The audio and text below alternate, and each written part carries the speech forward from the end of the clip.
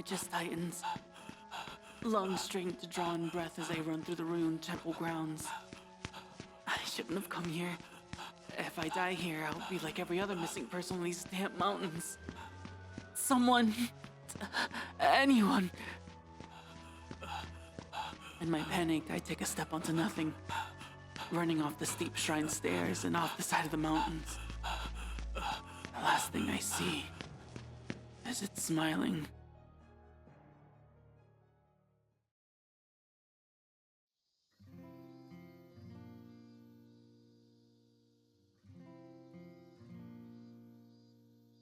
I moved back to my old family home. Sometimes things don't work out. Job, school. Luckily, my parents let me use the old place to get away from it all. Some good air and rest would do me good. The thing is, I'm starting to remember why I was hesitant to come back. There was this myth shared among the older folks.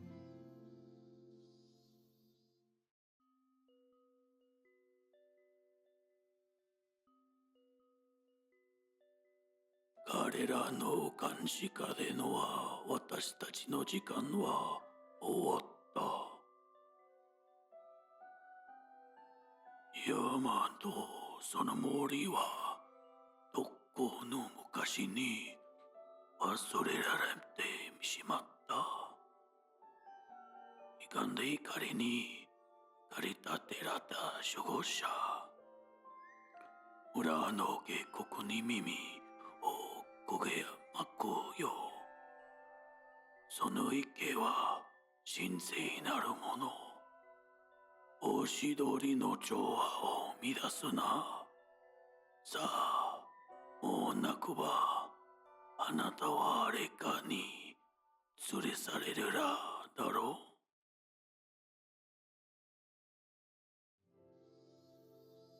Ominous, to say the least.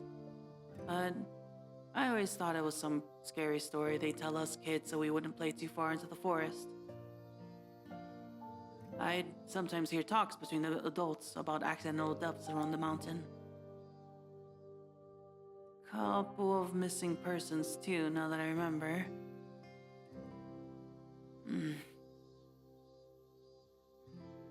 Let's not think about that. Doesn't help that my family's home borders that very same forest.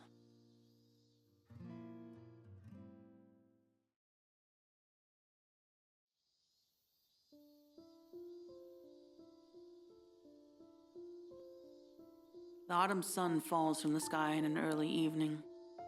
I stare out into the bordering, dimly lit green.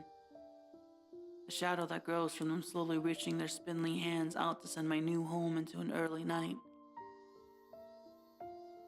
My eyes can't seem to keep themselves from staring into the washed-out colors of what lies beyond the border. They're fixed to one point. I can barely make it out, but... who is that?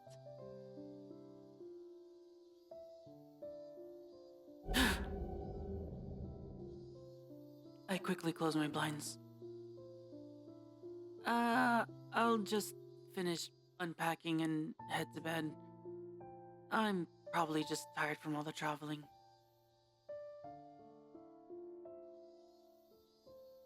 My dreams were filled with a certain memory. One from my childhood. I was 5 when I found myself lost in the forest. Out hunting for bugs and the usual exploring was normal in the village, but we were always told to never climb the mountain. Guess it makes sense now why. After I realized how lost I was, I had sit to cry under a large old tree near some water. Then a soft voice called out to me. I'm sure your parents told you to never climb the mountain, right? I was so shocked to see another person out here, I didn't know what to say. You know, there's a lot of hungry wolves up here who would be very happy to have a child for dinner. Did you feel bad and come up to offer yourself? Her words were scary, but I couldn't feel any malice in those big blue eyes, like ghost fire. The next thing I knew, I was being woken up by a neighbor on the other side of town. Apparently, I'd sent a search party and found me in the brush close to 3 a.m. And I had no recollection of what happened before that.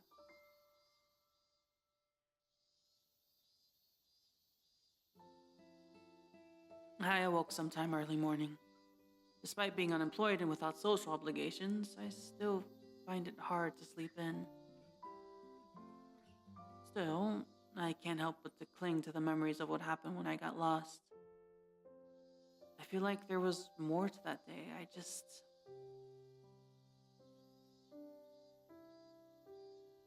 catch a peek through my window into the bordering forest, now well lit and very much less ominous.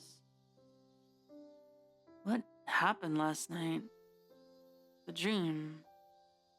There's something more, and oh gosh, it's eating me. Wasn't there? And then it came. The reason why I came up there as a kid. My grandmother had told me this home stood at the foot of a great steps that led to the village's old shrine, the place where the village's kami was kept in worship. She would tell me stories that were told to her by her grandparents about the peace and harmony the kami would bring to the people. I was so amazed by something like that residing behind our home, I just had to see it. Well, now that I'm an adult, I'm sure I can prepare this time. Yeah. As morning turned to noon, I packed some hiking essentials into a bag and find myself climbing the slow-sloping forest. It was nostalgic. Being away from all the work and reliving my childhood moments, that is.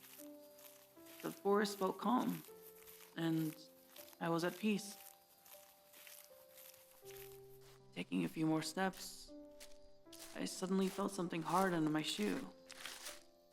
Was that stone I just stepped on? There seemed to be some overgrown steps. Ones that lead up to... Is that a torii gate?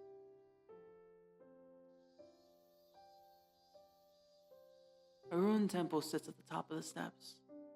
Its foundation stalks rotted and partially fallen.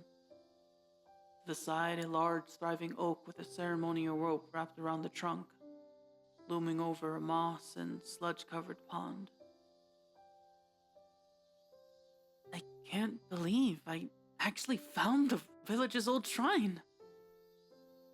It's a little creepy, but beautiful in its own ruined state.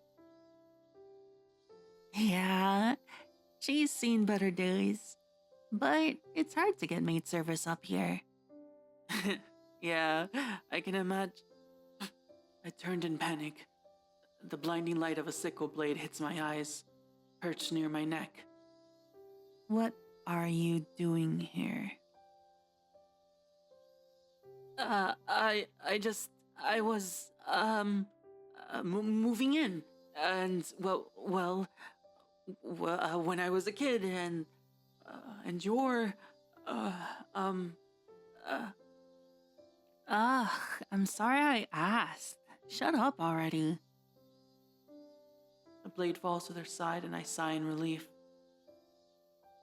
Now, how many times do I have to send a body down the mountain for you and your lot to leave my forest alone? Huh? Sorry. I moved back and I was just curious. My grandma told me about this place and I got lost up here when I was little and, Wait, your grandma? Moved? The old estate south of here. Was that you moving into Mei-chan's place? Yes! Hanekawa Meiko was my grandmother. She looks solemn for a moment, lost in thought. then slowly shakes it off as a sly grin creeps up on her lips. Mei-chan was such a good girl. She used to help me clean around here when she was younger. And when she got older, we'd always have tea. Then, when she got much older, I brought the tea to her. So you're that little brat that got lost up here. I remember that. You know, I was this close to devouring you. But when I heard Mei-chan calling for me, and she gave the details, I decided to let you go. I gulp and shudder in silence. And yet here you are. Back into my den. You must have a death wish. Wait, I'm sorry. I didn't mean to trespass. I had always thought the forest around my home was so wondrous. I loved exploring. When my grandma told me stories of her childhood, I had always wanted to come and see the shrine for myself. Yeah, well, there's not much to look at these days. So you're better off like the rest of the people in your town. Staying away from my forest. They prod the sickle into my shoulders with each syllable. If you lot won't worship me like your ancestors before you, then I'll get my power from the fear I sow within your community and the life of each fool who dares step on my domain. If that were true, then why did you let me go all those years ago?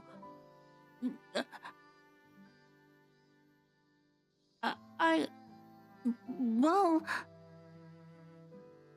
because Mei-chan, Michael asked me not to. You were lucky, that's all. And the longer you stay here, the more that luck will run out. So, you were the village's guardian? What? What happened? She looks at me for what feels like a lifetime before finally the sickle falls and she sighs. Time happened. I wasn't the first kami to be enshrined here. My mother was.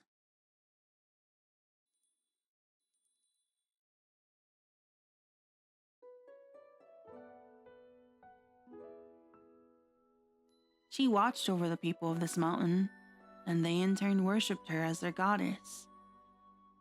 They fueled her with prayer and offerings, and in return she brought prosperity, peace. At some point she had me.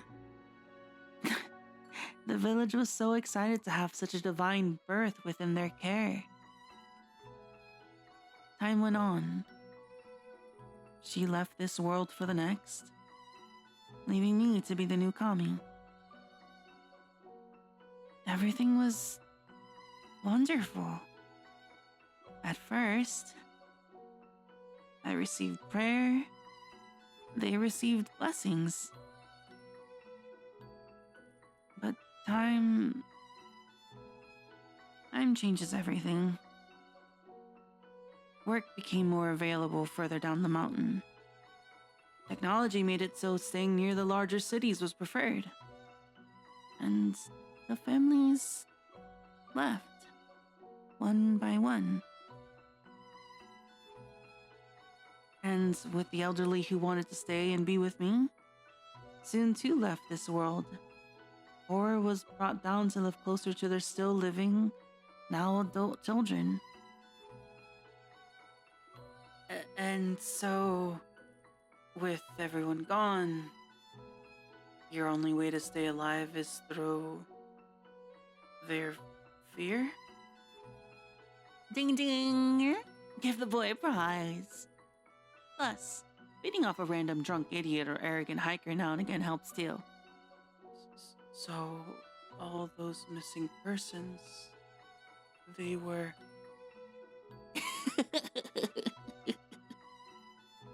She maniacally giggles, sending shivers down my spine. But wait, haven't you thought of trying to get followers again? Wouldn't prayers and worship be more effective than fear? What? Well, yeah, but I can't exactly do that in the middle of abandoned mountain now, can I, idiot? Well, no. But if you had some means to connect to the outside worlds, you could get new followers. Like on the internet? So, you're suggesting is I amass followers in the form of a cult on the web? To do my bidding and worship my every action? Online community. But in essence, yes? She stands there, eyeing me closely, deep in thought.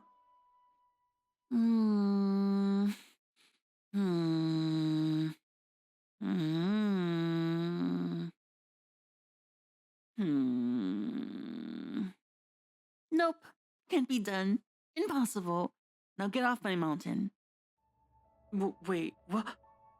With a wicked smile, they bring down their blade, and I nearly avoid it. Bumbling to the floor, I scramble to get back onto my feet. I need to get out of here. Oh god, this was a mistake. Then the ground beneath me disappears. I see the steep drop of the steps as I accidentally run off the side of the mountain. In my falling, I turn. The last thing I see being their silhouette beneath the smothering tree shade at the top.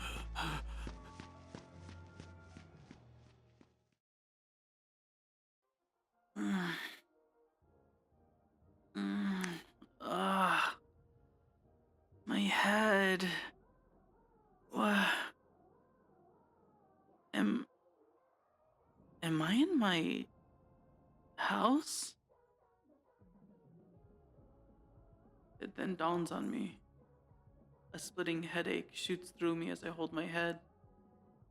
A soft touch of gauze hits my fingers as I hold onto my temples. I fell, and from the shrine steps, and wait, who's watching TV? I get up from my bed and make my way to the living room. To my horror, I spot the same creature who nearly killed me watching anime. What are you doing in my house? How did I get here? You pushed me off the mountain!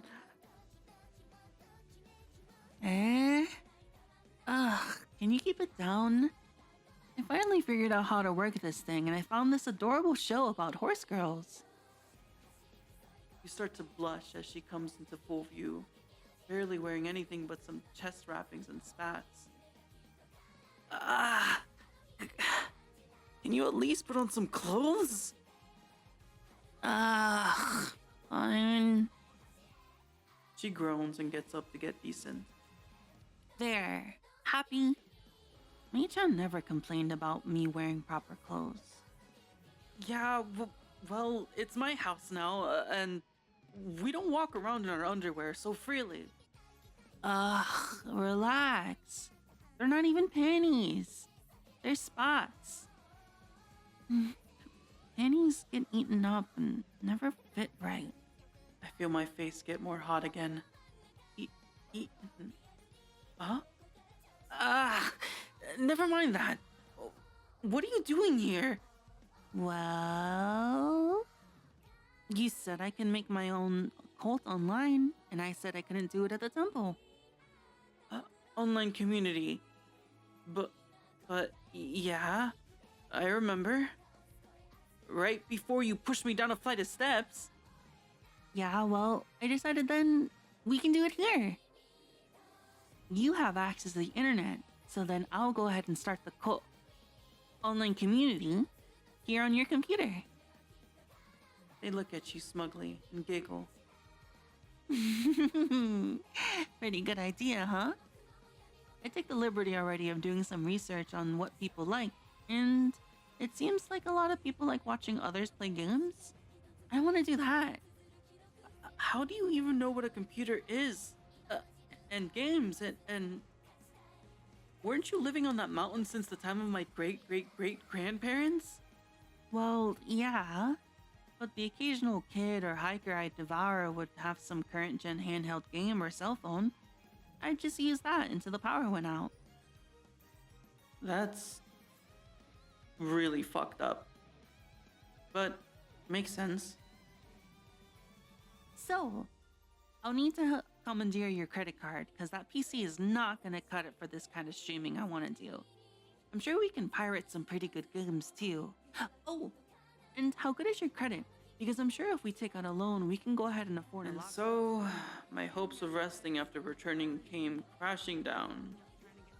I had duck yokai wanting to become famous.